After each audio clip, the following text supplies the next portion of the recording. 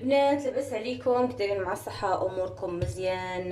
بخير؟ كدايرين مع شي برد؟ كدايرين مع شي رواح؟ لحق في كلشي يا مريض يا فيه كورونا يا مروح. البنات اليوم لهذا الغرض هذا جايبه لكم واحد الوصفه اللي حنايا كنعتمدوها في الدار. يعني حنايا كنحاولوا ما امكن نبعدوا على المضادات الحيويه، على الدواء بزاف وهذا. واحد الوصفه اللي كنعتمدها واخا ما نكونش مروحه، ما خا ما يكونش ضربنا البرد، كنعطيه لولدي وكنستعملوها في المعكنات في الدار. يعني كناخذوها بواحد الطريقه اللي منتظمه بلاتي البنات. انا جايه البنات هاد الوصفه هذه غنحتاجوا ليها ثلاثه المكونات فقط. البنات هانتوما غادي نشارك معكم داك الوصفه بالتفصيل الممل. دابا لقيتوها انا ما كتخطانيش البنات، ما كتخطانيش، ديما كنديرها وكنخليها. يعني هي كل ما كتخلط مع بعضياتها كما كنقولوا كل ما كتزيد الفعاليه ديالها. البنات باش كاع ما نطول عليكم غندخلوا نيشان للتفاصيل ديال الوصفه. اول حاجه غادي نشد هاد الحامضه بعدا كينات، ندير ليها هكا باش ديك الزريعه ديالها تخرج ما تخلط لياش. ها نتوما حيد ليها هادو بسهوله بسهوله. ديك البذور ديال الحامض. اول حاجه البنات غادي نديرها، غادي نشد سكينجبير مطحون، غبره ماشي بزاف البنات، حيت هو حار وزائد هو يعني يرفع الضغط ديال الدم. هانتوما البنات عندنا غير شويه غير شويه، راه كافي. سكينجبير راه عنده فعاليه كبيره، يعني لا داعي تكثروا البنات، حيت راه كيأثر سلبا الا كثرنا. الا درنا الكميه المناسبه راه ما غاديش نخافوا منه، وغادي نلقاو عليه نتيجه. صراحه انا ديما هكايا هاد الوصفه هادي مخلطه عندي، وملي الليله البنات بالاخص ملي هاد كورونا هذه بالاخص في هاد السنتين الاخيرتين، يعني ما كنعتمد عليهم بزاف ملي كنبغيو الناس والبنات. يعني معايلقه صغيره عطيها لوليداتك، عطيها للناس اللي معاك في الدار، تتنقي الحلق، تتعقم يعني الفم بزاف ديال الحوايج. وغادي ندير البنات شويه الحامض، غنعصر الحامض فيه الماء بزاف، طاحت لي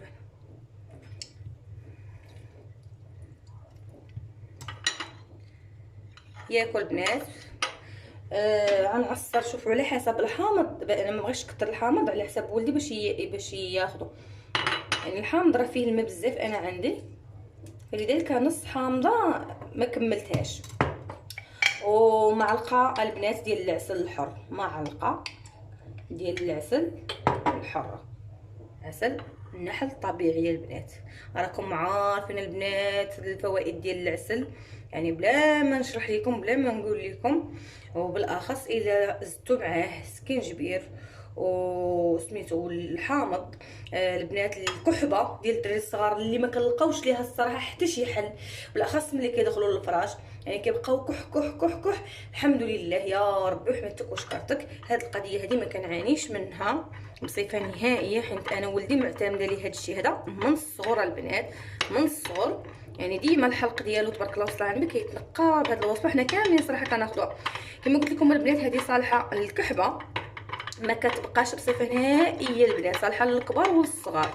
يعني بلا ما تبقاو تضيعوا راسكم، ما نقولوش فلوسكم وتضيعوا راسكم، حيت الدواء راه كيضيع الصحه البنات، يعني كيعالج حاجه وكيضر حاجه. هانتوما البنات شوفوا، هانتوما القوام ديالها ما خاصش يكون العسل غالب بزاف، يعني خاص يكون داك التوازن. هانتوما كتكون شويه جاريه هكا، فهمتي، باش كتدخل يعني كدير يعني بسهوله، يعني كدير بلا ما وما كيجيش ديك الحلاوه ديال العسل كتقتل بهذاك الحامض. كما قلت لكم البنات هذه صالحه للرواح يا البنات، وهي كما كنقول لك الوقايه خير من العلاج. ملي كنبقاو ناخذها بالانتظام تيقوني هذوك الفيروسات ديال الرواح كاملين، داك الميكروبات كاملين ما كيدخلوش الجسم ديالنا، يعني كترفع من المناعه، كتعقم الحلق. وحتى الا كانت فيهم وليداتكم ولا نتوما الكحبه الله يشافيكم، ديروها من الليل وغادي نتفكروني البنات راها فعاله مليون في المية. نتيجتها ما نقول لكمش البنات، يعني كتنقي تصدر البنات بالنسبه اللي رجالهم تيكميو وكيدخنوا هذا. ديروها دائما ماشي غير في البرد كما كنقول لكم، ديروها دائما كتعقم وكترفع حتى من المناعه ديال الجسم. وكتحيد بصفه نهائيه الكحبه اللي كتبقى ساكنه من الرواح البنات. كنعرفوا حنا الوليدات ولا الناس كبارين كاع كيضربهم البرد، يعني داك الشيء داك النزله كما كنقولوا كتفوتك والكحبه كتبقى ساكنه. راه كاين اللي كيبقى يكحب بالشهرين ب3 شهور. يعني صراحه الناس اللي عندهم ميكروب هكايا في الصدر هذا ياخذوها بانتظام، ماشي بزاف ما يكثروش. وغادي تنقي لهم، يعني كما قلت لكم كترفع من المناعه ديال الجسم، كتعالج الكحبه، كتحيد النزلات ديال البرد، وكتوقي من هذا الشيء كامل.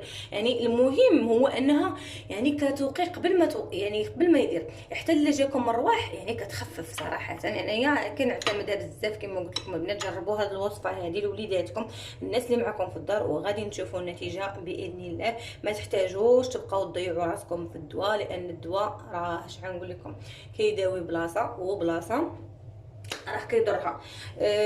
وكما قلت لكم البنات، هانتوما الوصفه يعني واخا ديروا كميه كبيره، مثلا انا ما بغيتش ندير كميه كبيره. علاش؟ حيت انا يا ديجا هانتوما البنات باش تعرفوا راه انا دائما معتمده هذه الوصفه هذه دائما عندي. عند انايا من قبلها هي مازال عندي، غير صافي جات لي في البال نشاركها معكم نظرا للنتيجه الفعاله ديالها.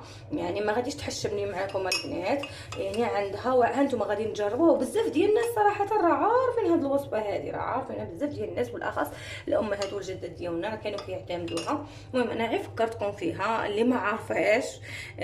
واللي وهذوك في الطريقه كيفاش ديروها البنات وكيفاش تاخذوها. كما قلت لكم الوقايه خير من العلاج، خذوها من قبل واعتمدوها، راه كترفع حتى المستوى ديال الحيض، يعني ديال عفوا الايض، انا قلت الحيض.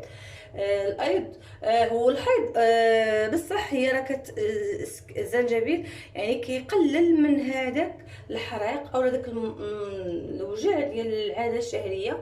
يعني كيحيد البرد كما كنقولوا، كينقي حتى الجسم، يعني كينقي الجسم من البرد البنات. وبالاخص النساء اللي كيكونوا هكا كيشقاو وما كيلبسوش في رجليهم ولا هذا بنادم، يعني غير البرد، وسيرتو حنايا النساء غير البرد دغيا كنجمعوا البرد الماكينات يعني، وكتحيد حتى الحريق.